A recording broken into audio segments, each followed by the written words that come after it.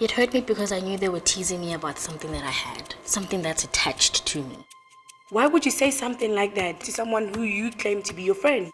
Sticks and stones do break bones, and words do actually harm.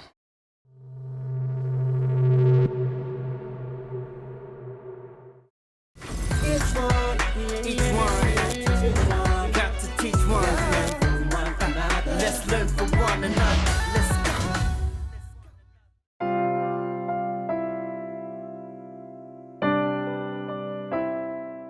My name is Nonkululeko Hlope. I grew up in a township called Kapokweni in Nelspruit, Mpumalanga. I was raised by my grandmother and my aunt and my uncle. What I remember about my childhood is that I was a chubby, dark-skinned little girl. My aunt and my grand did their best for me. Majority of the time, the people I came across, the friends that I had, it was the one thing that was always brought to light. It was almost as if there's that one thing that you notice about someone and you just have to say something about it.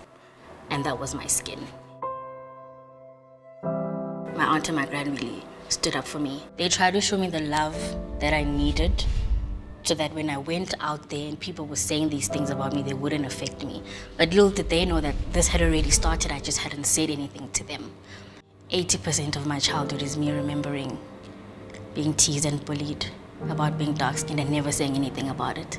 And 20% came from the love from my grand and my aunt and the comfort from my grand and my aunt. It started Ekasi. It was mostly boys that we grew up with. They started teasing me about my complexion and they constantly used to call me Nyamani. And there was a slogan and phrase that they used to use, and they used to say Umnyamanga tulahle, which basically means I'm as dark as coal. That stuck with me, especially because it came from my own friends, my own age mates, people that I used to play with. I didn't really know how to express myself, so I never said anything back to them.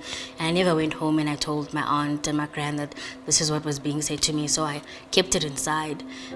And it hurt my feelings a lot because I'm being compared to a thing, whereas I'm a person and I'm a child. So it really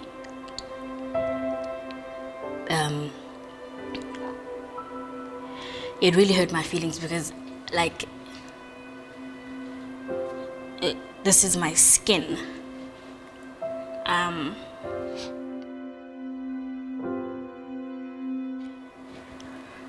And there's not much, well, now I know there's a lot people do to their skin, but there's not much that I could have done to my skin as a child. There was a transport that used to drop me off at a specific section and then I had to walk home. And the same guys would stop me and pull me from side to side and call me Nyamane, Nyamanga tulahle, take my bag, pull my bag.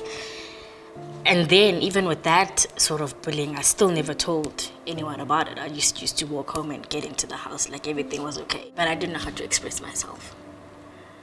I didn't know what I was going to say. It hurt me because I knew they were teasing me about something that I had. Something that's attached to me. Something I can't rip off and make the teasing and the bullying stop. It hurt me because I had no control over the situation. If I could, and if I genuinely wanted the bullying to stop, I wish I could have taken a razor and taken off my skin, because that would have stopped the bullying, would have stopped the teasing. I wouldn't have been a target. It would have made our playing dates easier and more seamless, because now what do they have on me? Nothing. I started believing what people were saying. I started associating being dark-skinned with being ugly. And my self-love went downhill before it even went uphill. Before it even started, my self-love was already on 0% because the adults would tell me that I'm beautiful and would give me compliments, and they would give my grand compliments. But the kids that I'm chilling with never said I was beautiful. I got you dark-skinned. And that's where it ended. The one incident that I actually remember, I think I was grade 5. I had just moved to Durban with my mom and I was in a new school.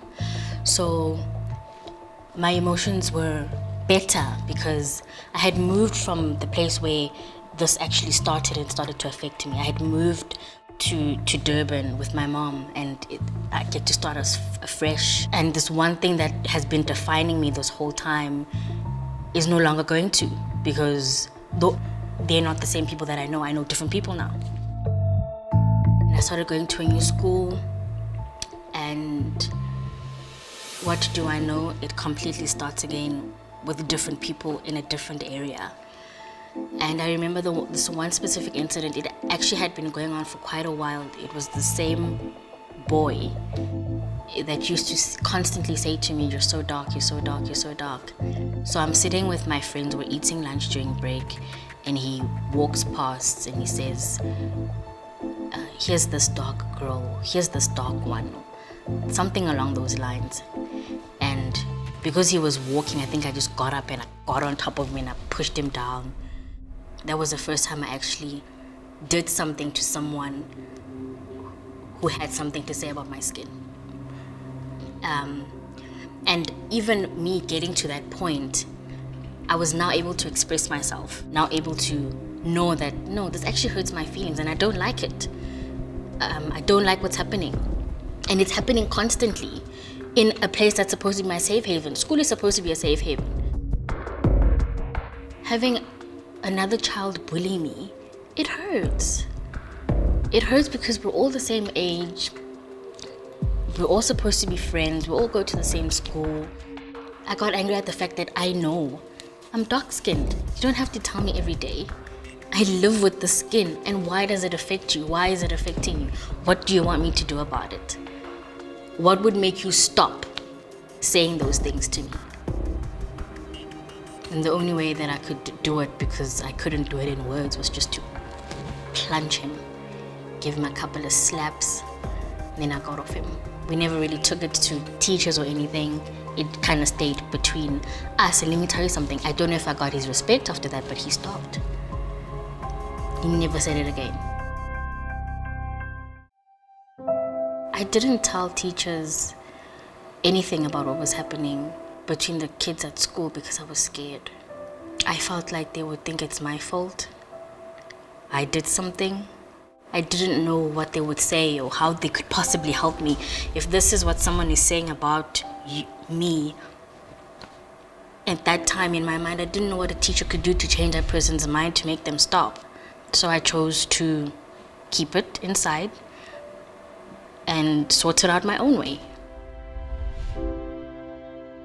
It was very difficult to try fit in society, to try convince people. Amongst her cliques, there was always subliminals being thrown around, jabs about her color. Let's learn from one another. Let's go. Let's learn from one another. Let's go.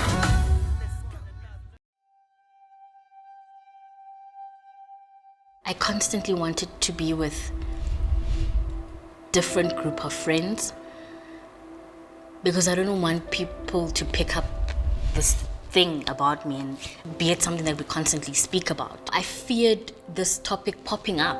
I feared it being noticed. I feared being outcasted, and I started having a strategy to say no. Let's not stick to one group of friends. Let's mingle with other people, and hopefully this topic won't come up, won't be talked about, you won't be noticed. My mom and I moved from Durban and we moved to Johannesburg, and then again I have an opportunity to start afresh. New school, new environment, new hopes. This is not going to be a topic, this is not going to be a conversation, this is not going to be something that people notice from you. But I had an incident in high school. I don't exactly remember how the argument between her and I started, but what I remember is what stuck with me this whole time. During the bickering between her and I, she said to me, you're like King Kong. Now, King Kong is the big black gorilla. Once the conversation was over, that's the one thing I took away. And it stuck with me. So now you're comparing me to a big black gorilla. Do I try to convince you that's not who I am? I'm actually beautiful. You can't be comparing me to an animal. It hurts. Masego and I met in high school when I moved to Johannesburg. She was one of the first people that came to introduce themselves to me.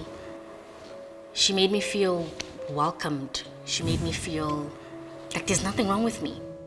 The first time I saw Nonku, she stood out immediately because of how confident she was, and she immediately gravitated towards me, and we kicked it off from there.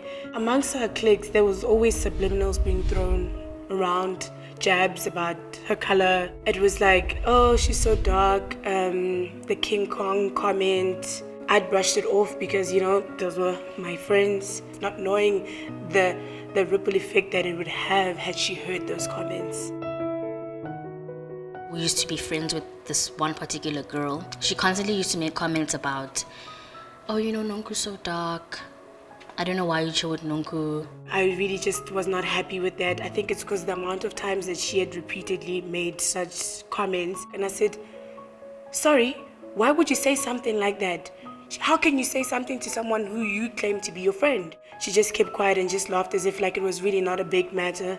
They never really stopped. It was just not said to us because we always stood up. So I guess like they just started saying it behind our backs. I had been fighting for myself for so long in every single situation. To have someone else speak on my behalf, that someone else can see that what other people are doing to you is wrong. It shouldn't be done. You shouldn't be saying those things to other people. You don't know how it affects another person. It touched my heart. It really did. Wandile is someone who came into my life that I genuinely believe at a time I needed it. He came in a different phase into my life. A phase where I was genuinely just starting to accept myself. And he came with intense encouragement. I was quite surprised actually when I found out that she has such an Achilles heel, if you would call it that. She comes across as such a confident person that you would never know that something as fickle to me, like skin color, would be a big deal. Of course, beauty is an aspect, but in terms of tone of skin color, I never really saw what the big deal is until I actually understood what she's been through. I was sitting next to a light-skinned friend. So they took this picture, and you can obviously barely see me, but you can see the light-skinned girl. I had Masego's phone. I think I was sending myself a picture.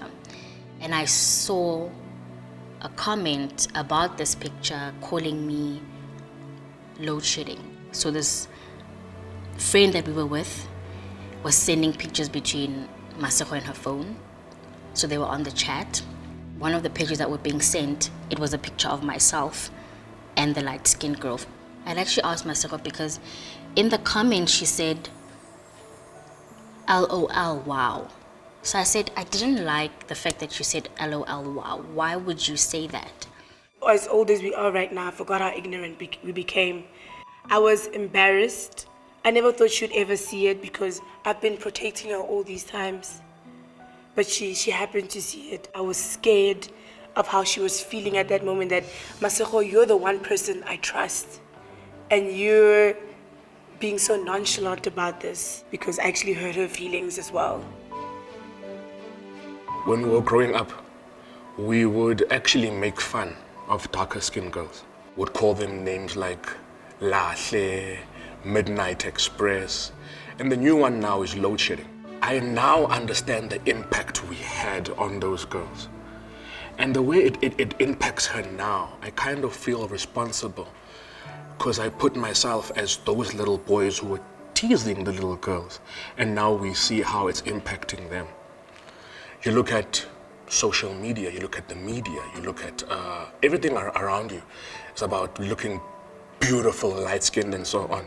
And I used to constantly always believe that I'm not an accepted shade for society.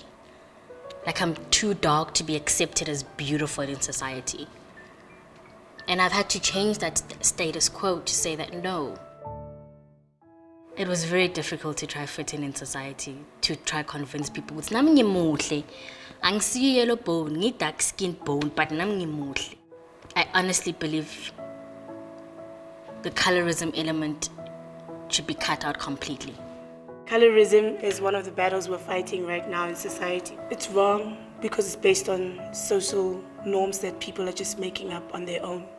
We are one race at the end of the day. How are we all judging each other? How are we all treating each other based on a different shade? If I allow their comments to affect me, I'm spiraling back to where I was. It's an unlearning process of all the things we've learned. Let's learn from one another. Let's learn from one another. Let's go.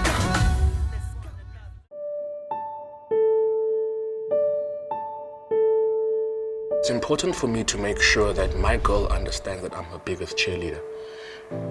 What skin color she has, what skin tone she has is not important. And I'm very happy that she is able to now understand that people's opinion of her or what society feels or what people say about skin tone or whatever has got nothing to do about her. Every single time I have anything negative to say about myself, he's always the one person to change that completely. He always tells me, if you start thinking that about yourself, you'll genuinely start believing it. You're not ugly.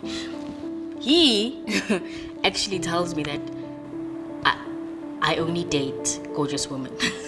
So, do you think you and I would have started dating if I thought you were ugly?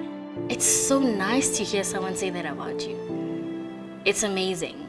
I know that even though I don't get other people telling me that I'm beautiful, when I come home, there's one person that knows and will always tell me that I'm beautiful. I do not condone bullying. Colorism is a form of bullying. We are hurting and we're damaging people. It gives people trauma. It forms them to be the people that they'll become in the next 10 years. And you'll wonder why this person reacts a certain way. Words are the most sharp and painful things you can say to a person. They never go away. There's an old saying that words cause me no harm, but people get damaged over the things that we say. And something as tiny as dark-skinned, something as tiny as tone, has had huge impacts, whether it be albinism or it be for dark-skinned people. We have to be careful on what we say and how we say it. I used to question, why couldn't I be my mom's complexion? My mom is a couple of shades lighter than me. Why couldn't I be my mom's complexion? But now in the world we live in, you understand that people generally can do things to their skin. However, you would think I would want to do something to my skin. Angifuni kwenda lutho to my skin. I'm still in no position to change. I don't want to change my skin. I love my skin.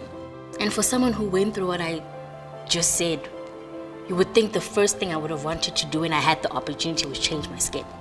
I now know how to be confident. I now know that I'm beautiful, and I now practice self-love every single day of my life. But malanga gafani. There's still days where I think about that time where I used to be called a mnyaman. It's not something that you just wake up and it goes away. It's part of who I am, it's part of my past, but it doesn't define me.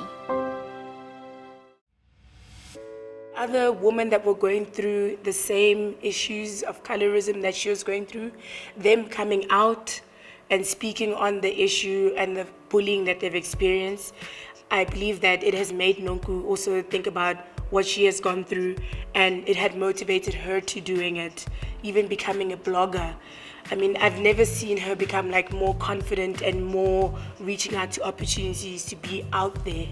That's when I knew that this is a new girl, this is a new person, and she's confident 10 times more now. and she wants to be seen. I decided to share my story now because I'm able to speak on it. I'm able to speak on it. I understand what I'm going through. I understand what I'm feeling. I understand what I went through. I'm able to share my story. I wasn't able to speak on it back then because I didn't understand it. I didn't know what was happening. Now, I can express myself. And by me expressing myself, it allows other people to hear my story, to hear my emotions, to feel what I'm feeling. And that is about changing the status quo. That's how you change people's mindsets. And that's how you give people confidence and to be able to boost their self-esteem. Tina, as Amachita, we are not aware of the dumb things that we say when the girl walks past, how it affects them, how uncomfortable it makes women feel. And we need to be cognizant of these little jokes that we throw around people, of how it affects them later in life. It's an unlearning process of all the things we've learned, and understanding that sticks and stones do break bones and words do actually harm. My biggest personal learning through this journey is that I am beautiful. I've spent such a long time believing that I wasn't.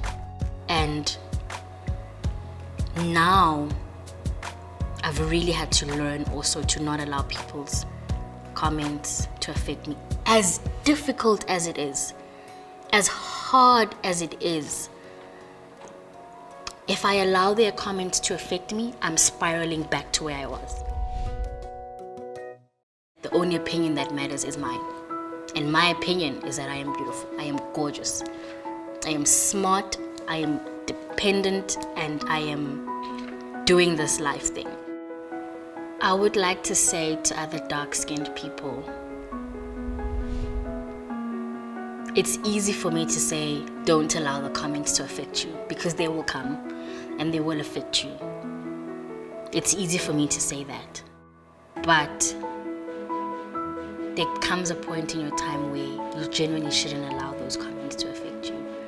Find the strength within you. It's difficult, but find the strength within you because you are beautiful. You are gorgeous. And you need to start telling yourself that before other people tell you that. You need to start believing that you are beautiful before other people tell you you are beautiful. Build your self-confidence, build your self-esteem, and take control of the situation.